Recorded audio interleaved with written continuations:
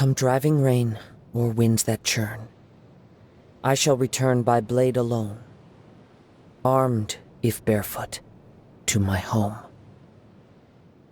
I am Kaedehara Kazuha, a wanderer who roams the land.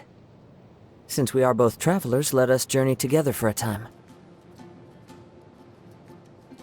This scenery is wonderful, surely enough to convince anyone to become a wanderer. There are leaves around, and I know just the tune to accompany them, if you wish to hear it. Wherever in this world I roam, I carry memories of my home. This blade, it is the last link I have to the land of my birth. Taking a stroll in the middle of a downpour certainly rouses the spirit. But it's best to dry your clothes as soon as possible after the rain stops. Compared to the storms I've encountered out at sea, this is really quite tame. I love it when it snows.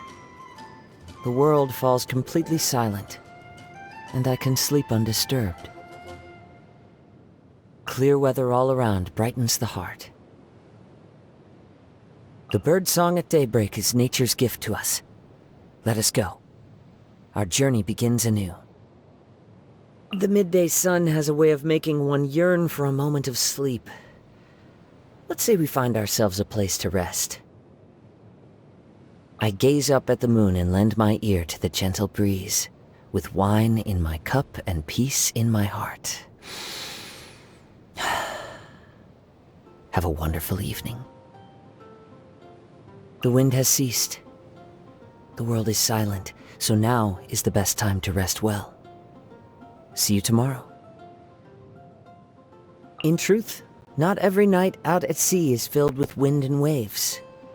When the weather is clear, the moonlight flows over the rippling water and schools of fish circle the ship's hull.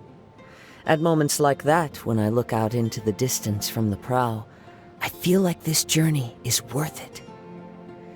The only thing that takes away from that feeling is the sailors singing. They're so loud. Don't they need to sleep?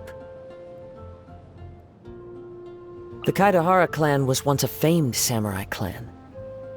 It's a pity that by the time the noble name passed to me, the title itself was all that was left.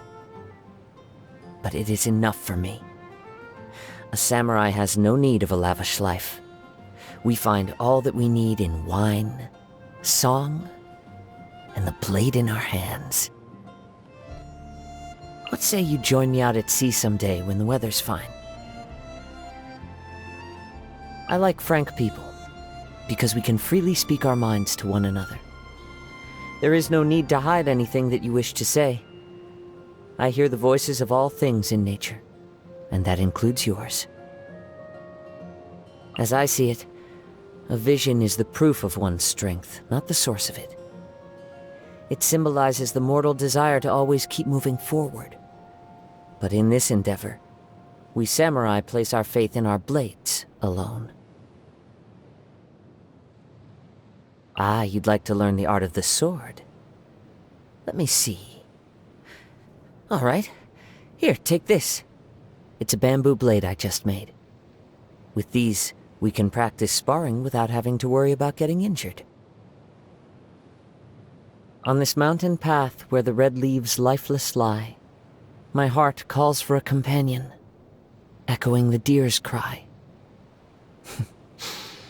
I do love maple leaves, but it is a shame that so many goodbyes seem to happen when they turn red. Farewell, dear gulls. Please calm your cries. From this day forth, I am a wanderer once more. I obeyed my life. She took me in when I fled from Inazuma, and gave me the courage to return there at the most difficult time of my life. She is a comrade in whom I and all the other sailors can place our trust. When I was a wanted man, the Resistance gave me a lot of help. The time I spent with Goro was brief, but he left a deep impression on me. He's the type of person who says whatever's on his mind. He shares the highs and lows of his subordinates and is never afraid to draw his sword for the sake of a friend. That's the kind of person I can really get along with. She defeated my friend in a duel before the throne, which I accept as proof of her great strength. But she uses that strength to serve as an oppressor's lackey, leading the Kujo clan's troops to relentlessly seek out and confiscate visions.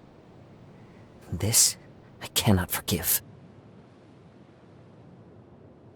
I see. So she does have her own ideals that she's fighting for.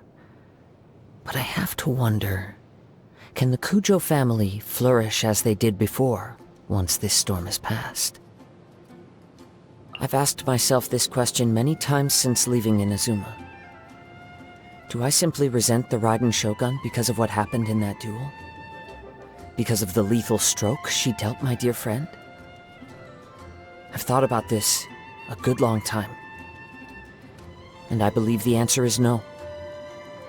My friend died an honorable death in that duel, and the Shogun was not unjustified in her conduct. My dissatisfaction with her has its roots in the Vision Hunt decree. No one has the right to rob another of their hopes and dreams. Not even a god. I'm sure everyone living in Inazuma has heard of the Shirasagi Himegimi. The lady of the Kamisato clan is as perfect as a person can be, though our paths have seldom crossed. I wonder what she thinks of the state of Inazuma today. The last time she commissioned Captain Beidou to ship fireworks to Liyue, I unloaded the shipment myself. They were so heavy. I doubt that anyone besides her could make such huge fireworks. During my time with the Resistance, there was no one among our ranks who wouldn't look up to Her Excellency. As someone with a great passion for military matters, victory at all costs isn't really part of her ethos. She'd always try to limit the casualties to the minimum while planning her next move. By some accounts, it also seems that she seeks to take charge of both internal and foreign affairs for Watatsumi Island. Wouldn't that be too much to expect of herself, though? Don't be deceived by his happy-go-lucky disposition. As soon as he gets working on a case, that restless energy he carries around turns into a razor-sharp focus. It's quite remarkable to witness. You'd like to know more about me, you say? Well, as you see, I am but a wandering samurai that you could have run into just about anywhere. I have a very keen sense of hearing. My ears pick up all sorts of sounds. The wind through the mountain passes, the parting clouds, the sound of foxes chewing on apples in the forest, the sound of crabs blowing bubbles. This is nature's favor. It allows me to sense danger long before it draws near. I used to love the rain when I was small. The sound of it would lull me into a peaceful sleep. But since I've grown older, my feelings have become more complicated. I still like to listen to the rain today, but whenever I see the storm clouds start to gather, my heart sinks. And I can't help but wonder, will some nice person let me stay the night today? Listening to the rain in drenched clothes is hardly peaceful. Nothing can be when you're constantly interrupting yourself by sneezing. I never stay in a single place for very long. Stagnancy dulls both my connection with nature and the blade I wield. While I am still able to, I want to travel far and wide and meet all sorts of different people. Don't worry. Even if the day comes for us to go our separate ways, I am certain that we will meet again, in some corner of the world. The fate that brings people together is not a cord so easily cut. I like falling asleep on a warm rock that's been soaking in the mid-afternoon sun, then waking up and continuing on my journey with no particular aim in mind. So long as I have my blade by my side, there is nowhere I cannot go. The sounds of nature turn into a clamor of noise during stormy weather. It becomes a constant buzz in my ears. If it happens at night, I end up tossing and turning all night long without getting a wink of sleep. It's quite the headache.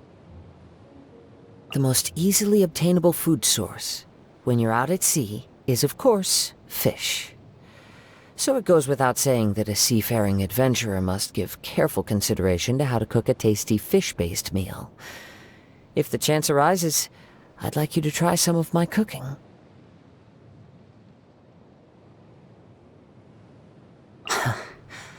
I am not particularly fond of food that's thrown together in a hurry without much care and attention. The way I see it, if your meal consists of a single fish, you should grill it to perfection. Eating is supposed to be an enjoyable experience, so how can we stand to be so slapdash about it? That you can make fish taste as delicious as this is proof of your outstanding culinary prowess. Your cooking not only fills the stomach, it also soothes my soul.